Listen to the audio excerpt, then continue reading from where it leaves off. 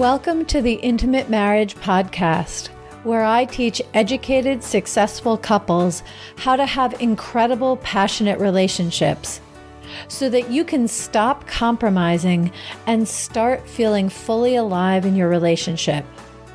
I'm Alexandra Stockwell, aka the Intimacy Doctor. I'm a physician, a relationship and intimacy coach, and I'm an intimate marriage expert. My husband and I have been married for 27 years. We have 4 children and full professional lives, and we've created an amazing marriage. I've shown hundreds of couples how to do so as well.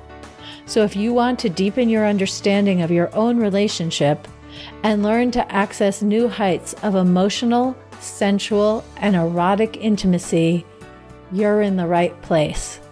I will show you how. Now, let's dive in. When I refer to having a growth mindset in marriage, what do I mean? If that's something you say, what do you mean? We're going to dive into that topic very shortly, but first I want to read what a woman sent to me after she and her husband attended one of my recent masterclasses. She wrote, "We both walked away from the masterclass feeling closer and more hopeful, with new tools to improve our communication and our lives. Thank you for sharing your time and wisdom." Well, I can assure you it was my pleasure. I love doing the masterclasses. I love that they're free so anyone can participate. So the next one is happening March 22nd, 2024 at 11 a.m. Pacific time. Definitely sign up.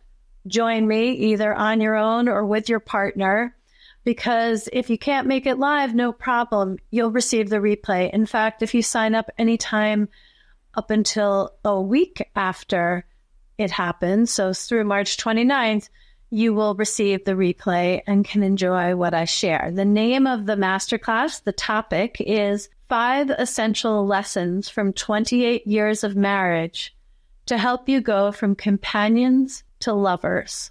You know, I'm a big fan, both for myself and for everyone else, of learning from other people's trials and tribulations. You don't have to actually go through all of the complication and pain and disconnection in order to really benefit from the lessons that I've learned. The key is just that you hear them, you feel inspired, and then you implement and take action in your own life, in your own marriage. If you already are in times of disconnection, times that are challenging, well, come learn how my husband and I got ourselves out of that kind of a situation. And if you're not feeling disconnected, if that isn't a phase you've really been through, or you aren't in one now, come learn from us anyway. There's so much that you can really take from my marriage and use in your own. And so that's why I will be sharing 5 essential lessons that I have learned over the 28 years of being married to my husband. As I've said before, the masterclass is free, so go ahead and sign up. The link is in the show notes, or you can just input it into your phone or computer, alexandrastockwell.com/masterclass. And if you have friends who are yearning for more connection, more closeness, more intimacy and passion with their own spouse, friends who are dissatisfied, friends who always are interested in the next way to heat things up with their own partner, by all means, share the link with them too. Come yourself, come with your partner, and tell your friends, because this is free information that I genuinely want you to have so that you can have that much more fun with your own partner. Now, going back to the question of the growth mindset, which actually is going to be something that I talk about during the masterclass, because having a growth mindset is something that my husband and I have absolutely found essential and a kind of sustained context for the growth and alignment we have found with one another in all areas of our relationship. Anyway, when it comes to a growth mindset, there's something that I see a lot, and it's this. You may be an educated professional, a professor at a university, a doctor, a lawyer, a tech executive. You may do any number of things, an artist or teacher, whatever it is that you do. You serve in our military. Whatever it is that you do, you can go through your life essentially with your head down, doing the things that you need to do, meeting your responsibilities, and you are who you are with the skills that you have. Or you can adopt a growth mindset. Be looking for the ways that you grow, how you're going to change, how you're going to develop yourself.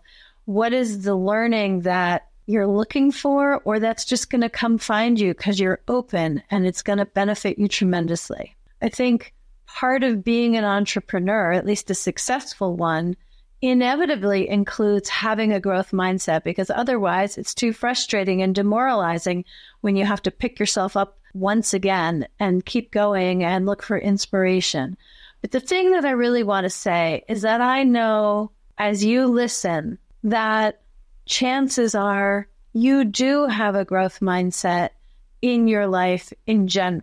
In other words, in your professional life, whatever your profession is, well, it may even be built in that you need continuing education in order to do the work that you do.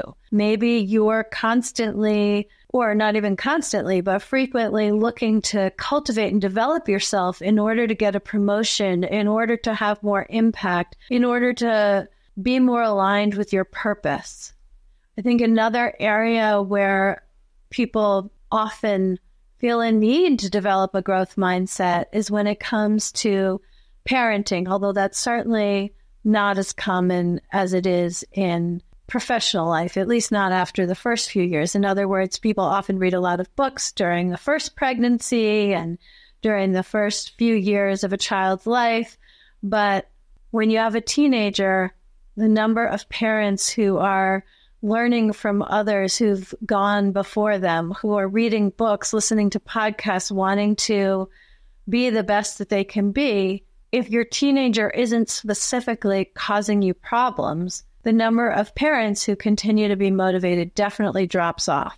So now let's take it to marriage, because in my experience, a growth mindset when it comes to business, finances, professional development, what kind of neighborhood you choose to live on, the kinds of vacations you take, a growth mindset is much more likely to be found there.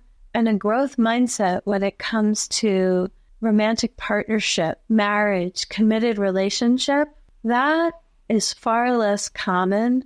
And one of the reasons is because we don't have models. It doesn't occur to us. We don't even think about what that might look like. So if nothing else, I hope you take from this episode the following question.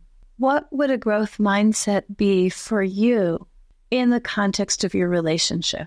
If you're going to employ and embody a growth mindset, what would you do differently when it comes to your thoughts, feelings, and actions? I encourage you to just think about that.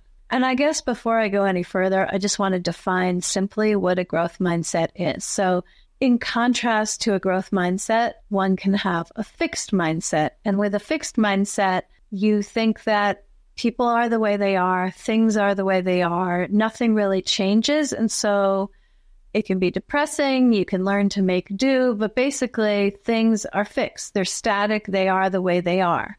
And they're as good as they are or as bad as they are, and you just have to deal with it. In contrast, having a growth mindset means that you believe that people can change, people can grow. Specifically, you can learn and grow and change.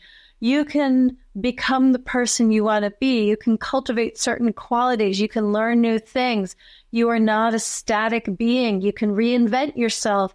You can sustain certain qualities in yourself that you appreciate. You can read inspiring books and implement the lessons and become more successful.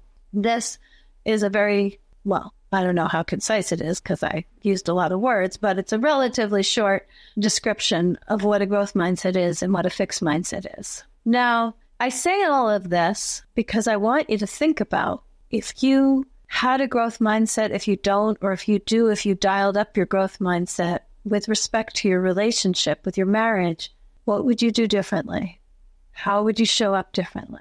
That's a really important question to consider. And I've also shared all of this in order to give context to a conversation that I had with a friend of mine yesterday. We were driving back from an absolutely incredible experience at the California Women's Conference where I heard just some of the most amazing speakers, including Dame Jacinda Ardern, the former Prime Minister of New Zealand. What an incredible woman.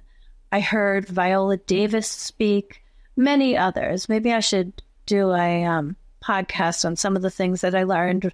One of the talks that really inspired me was one on the importance and meaning in failures and near wins for creating success. So often we think, if it's not a success, it's not a success. That's embarrassing. Let's move on to the success. But the speaker, a professor from Harvard, was just so eloquent and compelling on how we think about our near wins and how we can even look for them in order to benefit our growth and expansion. She really embodied a growth mindset with regard to failure. Anyway, that was just a kind of fun side trip in this conversation to say that I was driving home with my friend. This is someone who absolutely is an entrepreneur, who has really reinvented her professional life. She's super highly educated, very smart, driven, type A, magnificent woman. I'm very happy she's my friend and imagine her smiling if she listens to this. Anyway, she has worked very hard her whole life. She chose her professional career path as a physician. She took one step after the other and really reached the pinnacle in her field. And then she chose to make changes. She chose to live aligned with her values, which includes more time with her family, with her children. It includes many different things. And so she became a physician entrepreneur and really has reinvented her whole professional life in order to reinvent her family life, not in order to change the members of her family, but in order to be more present and be able to go to her children's activities and different kinds of things. What I really want to convey is that she 100% has a growth mindset when it comes to professional matters and being available for family events and family matters. So what does that mean? It means that she is used to setting goals, deciding what she wants, thinking about her desires, taking action to make it happen. When things don't go the way she wants, she's used to learning the lessons from it and moving on, trying again, trying something different. She's just really successful in employing a growth mindset. And we were driving home from this conference yesterday, and she said to me, I'd really love to work with you, but I don't know how to get my husband on board. It's not that he necessarily would even be against it. It's just, I don't know how to bring it up with him. And I thought, I'm going to do a podcast to answer this question, because this is a question that many people have. I'm going to talk about it in terms of a woman having the desire and how to bring it up to her husband. And then I'll also say some things if you're a man listening, married to a woman, and you want to bring it up with her, because there are different issues in that scenario. But I wanted to really provide a context for what a growth mindset is, because it's a very different conversation if you're not someone who's ambitious and driven and used to going for the things you want in your life. So this response is really if you are that way, and if you are an educated, successful professional, you are that way, or you wouldn't be where you are in life. Anyway, so she said, like, how do I bring it up? Because she has a great marriage. They're really aligned. There isn't conflict. They agree on parenting. They both contribute to household tasks. She's a physician, as I've said. He is not, but they're both really super motivated and ambitious within their careers and supportive of one another's goals. They enjoy vacations together. I just really mean to say that if you look at all the different areas of a marriage, they're really strong in so many areas where other people struggle. And we didn't really talk about it in much detail, but she was clear, like, sex is good. That's not the issue either. But she does want more intimacy. And now I'm going to infer, because we didn't get into it in the conversation, but as I know women in this situation, she wants to feel more cherished. She wants to feel special. She wants more attention, affection, caring, intimacy. She wants to be able to be a badass, but not have either her or her husband treat one another as employees or people they manage. She wants to be able to be a fully expressed businesswoman and outstanding caring physician in her professional life. And with her husband, she wants to be able to express more flavors of her soul, more flavors of her personality, to be seen and witnessed and really feel cared for. Now, she knows he loves her a lot, but is he doing the things that express that to her in the way that she wants? The answer is no. And what she has largely done is said, you should be more affectionate, you should do this, you should do that, you shouldn't do this. And that is definitely not the way to achieve the results you want with any self-respecting man. That is a recipe for a husband to shut down, get defensive, get angry, any of the things that are not actually what she was asking for. So my suggestion for this friend and any of you in a similar situation where you want to pursue coaching with me, or there's anything else that you want to do that specifically will nurture and grow your relationship, here is my advice. There are two main steps. The first step is to really be clear what you desire, what you want. It's pretty easy to know what you don't want. In fact, I've been thinking recently how we have so much vocabulary, so many words and phrases to convey the complaints we have about our relationship, about the ways things are sour, disconnected, lonely, frustrating. But the number of words, phrases, and clear, familiar, often used vocabulary to describe a really exquisite, magnificent, juicy relationship, very, very few. When I want to convey this, it's often through the tone of my voice or my posture. There's a way in which I'm implying it with my energy. And part of that is because there just are not a lot of words and references for what it feels like to move through every day, feeling cherished, feeling well-pleasured, able to focus on what's happening in your life without any resentment or sense of lack with your partner because you are deliciously gratified in all the ways that are important to you. So I say that because it's not just in marriage, it's in really any context. It's typically much, when you want to get in touch with how you feel, it's much easier to access your complaints. So if you don't know what it is that you desire, what it is that you want, the transformation and change you want in your marriage, that's okay. Start with the complaints. Now, this is step one. It does not include communicating with your husband at all. You can get a piece of paper and just fill as many pages as you want, bullet points, expository paragraphs, whatever suits you, of the things that you don't like. You don't like he's not affectionate. You don't like he doesn't look at you when you get up in the morning. He doesn't compliment you. He doesn't open his heart and be present with you.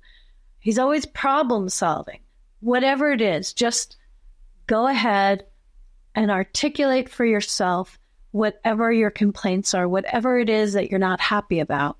And then at another time or after you've done that, look over the list of things that you've written and extract from it a small number of desires. Desires that if they came true, if they were your experience, pretty much everything on that list would become irrelevant.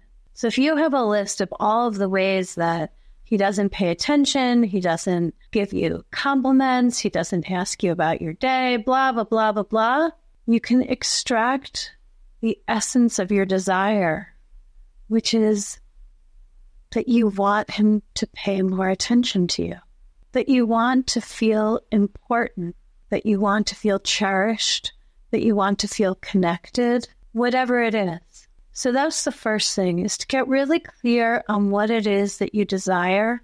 And I do want to add that you still may not know. It may be just that you want to reignite the spark. You want to feel more alive with one another. Whatever it is, that's where you begin. Now, the second step is when you actually make a communication to your partner. And the thing to begin with is to acknowledge all of the good in your relationship. If you think of different areas in your relationship, these may be the main areas of your relationship, or there may be others to consider, but it could be household management, caring for children, caring for animals, finances, career. There might be extended family that are relevant, or an elderly relative, whatever it is.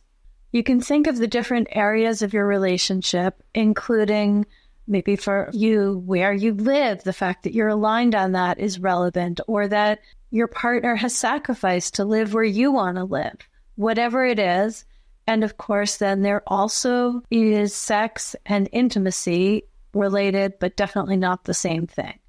So in the case of this friend of mine, she might list, I don't actually know enough of these details of her life, so I'm making this up, but let's just say that she might express real appreciation for how aligned they feel in day-to-day activities, the way they share the same values when it comes to parenting, the way they are mutually supportive of one another's careers and okay taking risks when the other person is really passionate about it, understanding of long work hours when that arises. The sex is good. The vacations are awesome. You want to talk about the really good, rich, nutrient-dense areas of your marriage.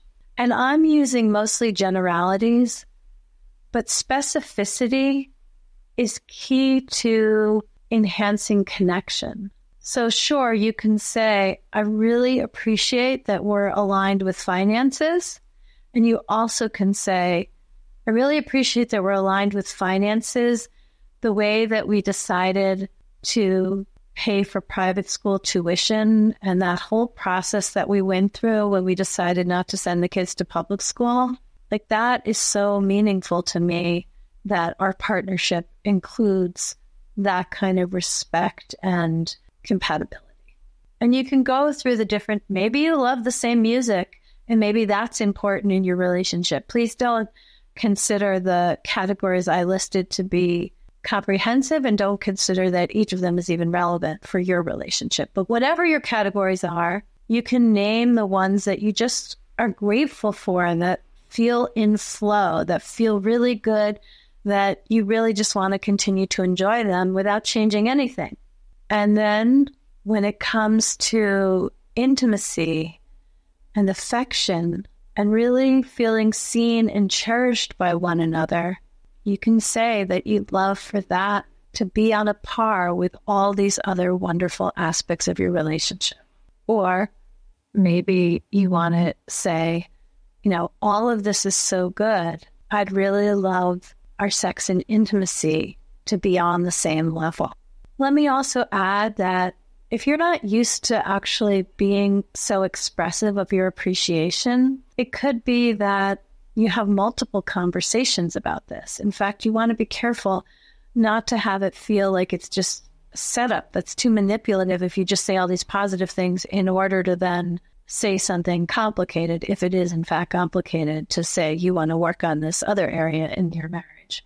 What I'm really saying is let your partner really hear you and feel saturated in the goodness and the gladness and the happiness you have in the areas where that is the case.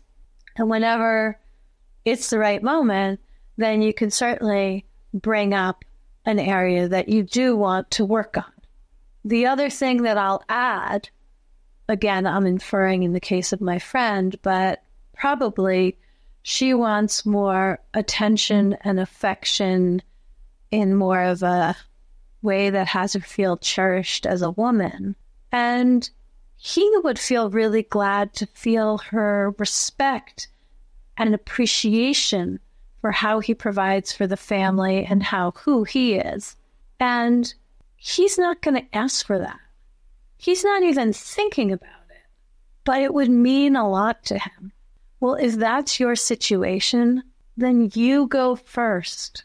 Do not wait for your spouse to be ready to learn how to be more affectionate, to find the courage to do things differently than he's done before. You go first. You be the one willing to be uncomfortable and actually express your love and acknowledge your man rather than just moving on to the next thing in your list because it's obvious you're glad and so he must know it too. No, the main thing we're talking about here is letting go of so you go first, but without it being transactional. I'm not encouraging anyone to be manipulative or transactional where you do something in order to get something. No, be the kind of partner who actually wants to generously give your partner what they want. And yes, it will feel different to ask for what you want in the context of giving him what he wants. The other thing that I just want to add specifically, if what you want to talk with your partner about is working with me, is that very often husbands, let me just say that for me, men reach out to initiate coaching together at least as often as women do. So I know there's kind of a stereotype out there that it's the women who care about the relationship, so it's the women who seek out the help. Well, when it comes to high-performing, educated professionals, those rules do not apply necessarily. So anyway, let me just honor the men who do reach out to me. But for the men who don't, and the women who want to work with me, very often one of the reasons that the men don't want to work with me is, and not me specifically, but it's because they already have the accumulated impact of their wife telling them what they should do. And so working with a relationship and intimacy coach is just another thing on the long list of things that you've told your husband to do. Okay, well, let's change that. And one of the best ways to change that is to contact me, because any couple in this situation where you are ambitious, driven people and you want to bring the up-leveled qualities to your marriage, I'm happy to connect with him, because when he hears from me that I'm not taking your side, that is not how I coach. I want you both to be authentic, true to yourself, self-expressed. I'm not just taking her side and gonna be an ally and implementing what she wants to make happen. No, there is no man who has coached with me with his wife who has experienced my coaching this way. No, he will experience, I am his ally too. I am both of your allies, listening for the yearning and the vision each of you have, and helping you align and weave together those two yearnings and visions so that you can create something better than either of you have imagined yet. That's what we're talking about. So if he's open to listening to this podcast or communicating with me directly, then you don't need to micromanage that. It's going to be better for you if you don't. Now, if you're a man listening to this podcast, married to a woman, some of this is going to be relevant. And there are ways in which it's also not relevant because it's going to depend on what the issue is, what your desire is, what you want to work on. So same thing that I've already detailed, figure out what it is that you want to work on. And if it's that you want more sex, more physical intimacy, and she's not available for that at all or as much as you desire, do the first thing that I said, identify what you desire. Do the second thing where you talk about the different parts of your marriage that are really good. And then ask her what else she would want to improve. Because in your situation, in order for her to actually be available and interested and responsive to the erotic energy you want to enjoy together, she needs to feel comfortable. She needs to feel valuable. She cannot just feel like she's there for the sex. She's going to need to feel cherished and valued, like her experience matters, that nothing about her is taken for granted. So in your situation, the thing to do is to explore. You can say, if there was one thing that I changed in who I am or how I show up that would really make you happy, what would it be? And then be willing to hear the answer without getting defensive. She's giving you a gift and giving you a response, even if it's not very elegant because she hasn't expressed it before. Just listen for what her yearning is. And then you can tell her if it's true, if it has to do with being cherished, if it has to do with your attention, the quality of the way it feels when the two of you are together, you being more helpful around the house, whatever it is that she wants, well, either just start doing it, or if you need help in knowing how, or you need help in how to do it in a way that she can experience, well, reach out, because that's a fun playground to be in, especially once you know how to be a hero in that setting. So if you have any questions at all on this episode, on this topic, if you are looking to inspire your partner to make some changes that will really benefit the quality of your marriage, that you'll be happier and more fulfilled, and so will your partner. If you have questions about doing that, by all means, reach out to me. I would love to know your questions, and depending on what you ask, maybe I'll do another episode so everyone else can benefit as well. And in the meantime, I really look forward to seeing all of you, or in any case, sending you the replay from my upcoming masterclass, 5 Essential Lessons Learned from 28 Years of Marriage in how to go from companions to lovers.